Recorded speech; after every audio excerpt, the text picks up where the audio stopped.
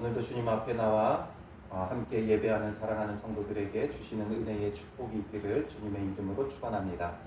오늘 본문의 말씀은 계속해서 이어서 어제 본문에 이어서 속죄제 제사에 대하여 말하고 있습니다. 속죄제 제사에 대해서 하나님께서 여러 가지를 언급하시는데 그 가운데 특별한 구분이 있어요. 어떤 구분이냐면 제사장, 기름 부은 제사장이 지은 죄와 또 회중들이 지은 죄, 그리고 족장들이 지은 죄, 그리고 평민이 지은 죄, 이렇게 나누어서 드리는 제사의 방식이 조금씩 달랐어요. 제물이 다르고 그 방식에 있어서 조금 다른데 그 다름의 차이는 이제 제사장과 온 회중이 지은 죄에 대한 속죄제와 그리고 족장들과 또 평민들이 지은 죄에 대한 속죄제, 이렇게 두 가지로 분류되어져 있어요. 그래서 앞서서 제사장과 그리고 온 회중이 지었을 때는 흠없는 수송아지를 가지고 제사를 드리게 했다면, 이제 족장의 경우에는 순염소를 가져다가 제사를 하게 했고, 그리고 백성들의 평민들의 경우에는 암염소나 암 어린 양을 통해서 제사를 드릴 수 있게 하셨다라는 거죠. 이것을 통해 우리가 알 수 있는 것은 하나님께서 그 위치와 사회적 지위와 신분에 따라 보시는 게 다르다라는 거죠. 사회적 지위와 책임이 클수록 그 죄에 대한 책임이 커요. 왜냐하면 영향력이 크기 때문에 그렇죠. 특히나 대제사장의 경우 그는 하나님 앞에 백성들의 죄를 가지고 나아가야 되는데 자기조차도 죄에 빠져 있으면 결국 그가 드리는 제사가 하나님 앞에 온전히 드려질 수가 없죠. 그래서 대제사장의 경우 하나님께서 그 죄를 더 중하게 여기시는 거예요. 물론 그렇다고 해서 대제사장만 더 엄격하게 따지느냐가 아니라, 죄는 항상 하나님께서 무엇으로 따지신다 그랬어요? 계명 중 하나라도, 죄의 경중이 아니고, 죄의 많고 적음이 아니고, 죄의 유무이나 그가 맡은 지위와 책임에 따라서 더 무겁게 그 죄에 대한 책임을 물으신다는 거죠. 책임이 클수록 더 많은 책임을 져야 되는 거예요. 그래서 대제사장의 경우는 흠없는 수소를 드리게 하셨죠. 그리고 또 온 회중의 경우도 온 회중이 지었기에 이 죄가 정말 그 백성 전체를 덮어요. 그러니까 하나님께서 이것을 더 무겁게 보시며 수소를 바칠 것을 명하셨다는 거죠. 그러나 이제 족장의 경우, 족장도 이제 그 어떤 지파나 아니면 그 가족들의 대표자였기 때문에 이들은 또 따로 순염소를 명하셨고, 그 다음에 이제 평민의 한 사람, 27절에 보면 평민의 한 사람 이렇게 되어 있죠. 이걸 뭐 그냥 직역하면 땅의 백성들 가운데 어떤 사람 이런 거예요. 그래서 백성 중 한 명, 평민이라고 해서 무시하는 게 아니라 백성 중 누구라도 여호와의 계명 중 하나라도 부지 중에 범하여 허물이 있다면 암염소나 아니면 어린 양 가운데 흠없는 암컷을 가져다가, 주로 하나님 앞에 드리는 제물은 수컷인데 암컷들도 때에 따라서는 허용이 되어졌어요. 화목제의 경우에도 흠이 없으면 암컷이나 수컷이나 다 사용할 수 있었듯이, 이 속죄제의 경우에도 이제 암염소 또 암 어린 양을 쓰는데 뭐 특별한 의미가 있는 것은 아니에요. 수컷을 쓸 때는 이제 대표성을 갖죠. 그러니까 남성은 대표성이에요. 남성이 우월해서가 아니라 대표성을 가지기 때문에 수컷을 명하셨던 것이고, 또 암컷이나 수컷이나 때에 따라서는 구별 없이 하나님께서 요구하실 때도 있다라는 거죠. 그런데 다만 여기서 우리가 이제 알아야 되는 건 무엇이냐면, 지위에 따라 책임에 따라 하나님께서 더 엄중히 그 죄에 대하여 물으신다는 거죠. 그러므로 우리가 자기의 어떤 지위를 내세우며 갑질하는 것보다 오히려 나의 이 지위로 인해 하나님께서 더 큰 책임을 물으신다는 사실을 생각하고 주님 앞에서 나에게 주어진 어떤 직임이나 지위나 직분을 우리는 무겁게 여길 수 있어야 돼요.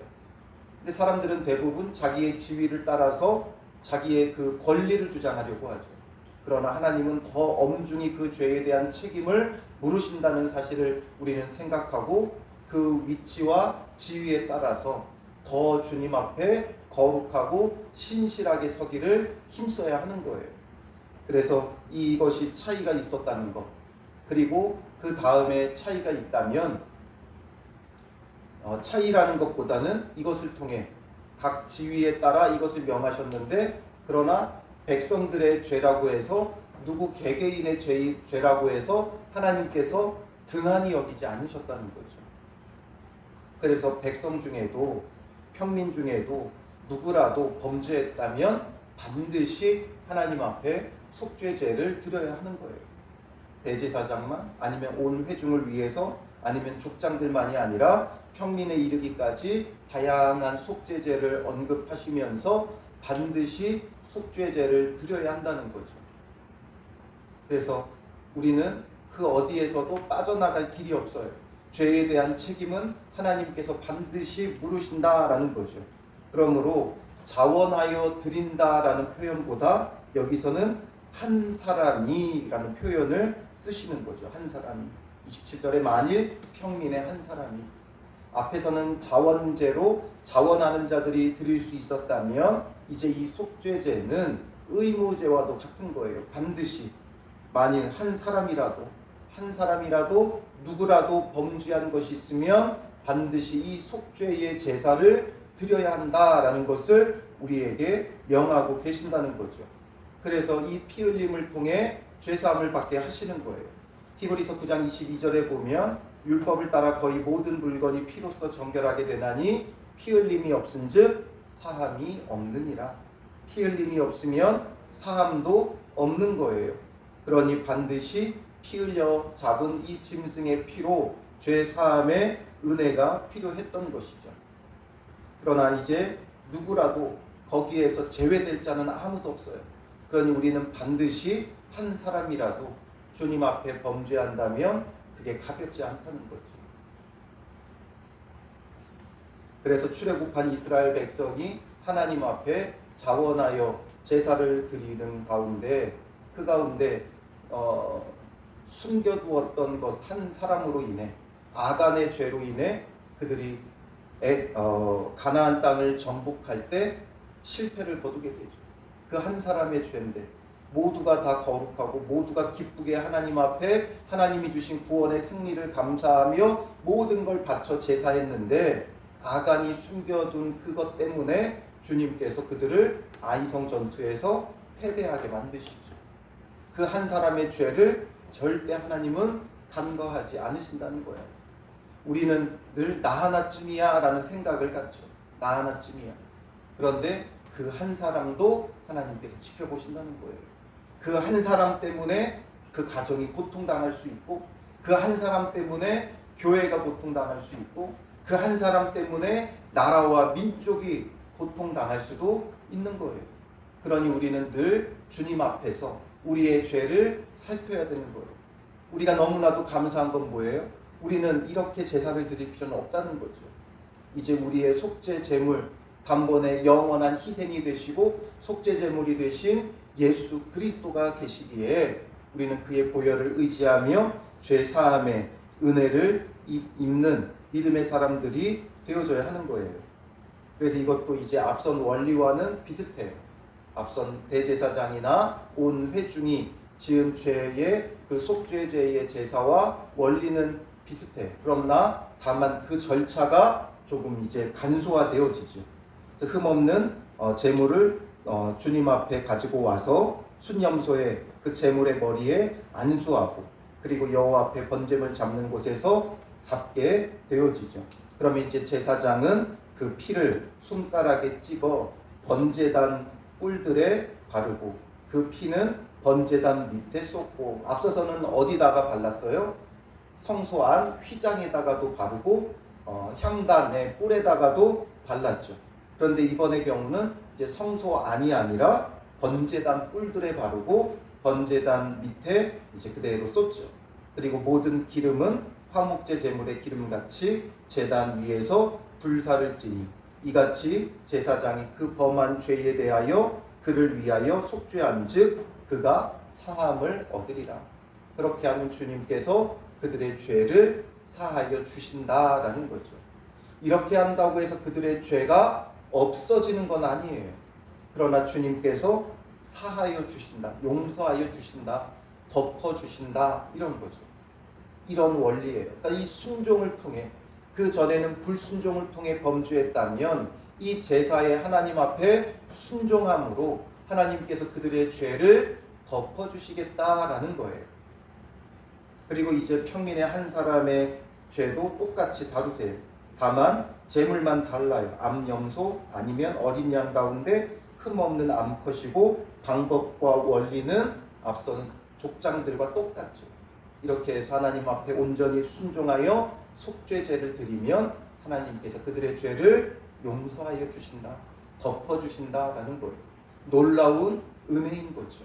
이것으로서 덮어주시는 그 은혜를 입는다는 거예요. 우리가 예수 그리스도로 은혜를 입듯이 이들은 이것으로 은혜를 입게 되어지는 것이죠. 이로써 하나님 앞에 거룩한 백성으로 세워지게 하시는 거예요. 다만 여기서 또 다른 것은 이제 남은 고기들은 어떻게 처리했는가.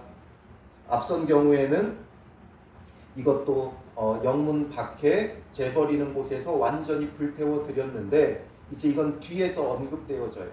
6장과 7장에서 언급되어지는데 이 고기는 제사장들이 또한 먹을 수는 있었어요. 그래서 이것에 대해서 이제 뒷부분에서 보기로 하고, 어쨌든 여기서는 반드시 모든 사람에게는 속죄제가 필요하다는 것. 이건 자원에서 드리는 게 아니라 한 사람이라도 여호와의 계명 중 하나라도 부지 중에 범하면 주님 앞에 이렇게 속죄의 제사가 필요하다는 거예요. 그런데 부지 중에 지었기 때문에 모르죠. 그러므로 범한 죄를 누가 그에게 깨우쳐주면 이라는 거예요. 죄를 깨우쳐주면 깨닫고 회개하고 돌이켜야 한다는 거죠. 그런데 오늘 우리는 어떻게 해요? 누가 나의 죄에 대해서 지적하면 너만 잘났냐 이런 식으로 나오죠. 너는 죄가 없냐, 너는 죄가 없냐 이런 식으로 나와요. 그러나 여기서는 지금 전부 다 이 죄가 어떤 죄들이에요? 부지 중에 범한 죄. 하나님께서는 부지 중에 범한 죄와 고의로 범한 죄를 나누어서 말씀하시죠. 부지 중이라는 건 그가 전혀 모르고 지은 죄만 말하는 것이 아니라 그들의 연약함 가운데 지은 죄예요. 고의로 범죄하는 경우는 정말 그 마음에 회개의 마음이 없고 계획하고 이런 의도적으로 지은 죄를 말하죠.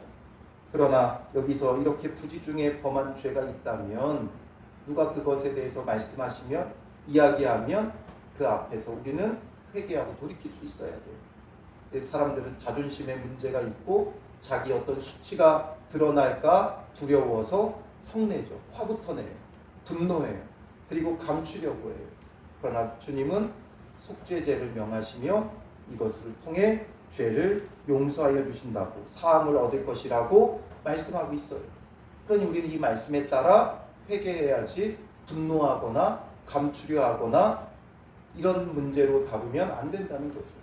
또 말씀 앞에 늘 정직해야 되고, 또 말씀을 들으며 설교를 들으며 뭔가 외쳐지는, 강단에서 외쳐지는 말씀이 있고 그 말씀에 찔림이 있다면 뭔가 무조건 책망하려는 게 아니라 주님이 말씀을 전하실 때 마음에 찔림이 있다면 그건 주님께서 우리로 하여금 깨닫게 하시는 거예요.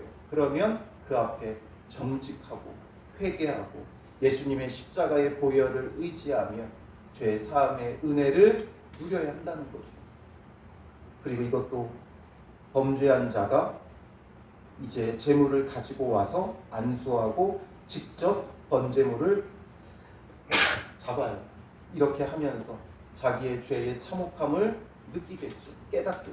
돌이키겠죠. 회개가 되는 거예요. 그렇다면 오늘 우리도 주님 앞에서 입술로만의 회개가 아니라 주님의 십자가의 그 보혈을 생각하며 나의 죄로 인하여 십자가에서 죽으신 그 예수님을 생각하며 돌이켜야 돼요. 눈물만 흘리는 자가 아니라 죄에서 완전히 돌이켜 죄 사함의 은혜 가운데 있는 믿음의 사람들이 되시기를 주님의 이름으로 축원합니다. 기도하겠습니다. 살아계신 아버지 하나님, 우리에게 속죄제의 제사를 명하셨던 주님, 이제 우리 주 예수 그리스도를 통해서 우리가 온전히 죄 사함의 은혜를 입었사오니 예수 그리스도의 십자가의 보혈을 의지하며 회개하고 돌이키며 다시는 범죄치 않는 자가 되게 하여 주시옵소서. 죄 앞에 정직하게 하여 주시고 우리의 죄가 깨달아진다면 외면하지 말게 하시고 분노하며 감추지 말게 하시고 죄 앞에 직면하고 회개하고 온전히 돌이켜 다시는 범죄치 않은 거룩한 하나님의 백성이 되게 하여 주시옵소서. 만일 우리가 우리 죄를 자백하면 저는 미쁘시고 의로우사 우리를 모든 불의에서 깨끗하게 하실 것이라고 우리에게 약속하셨사오니 우리가 그 약속을 믿는 자들 되게 하시고 주님 앞에 정직하게 서게 하시고 온전히 회개하며 거룩함으로 돌이키는 자, 구별된 자, 믿음의 사람들 되게 하여 주실 줄 믿사오며 예수님의 이름으로 기도합니다. 아멘.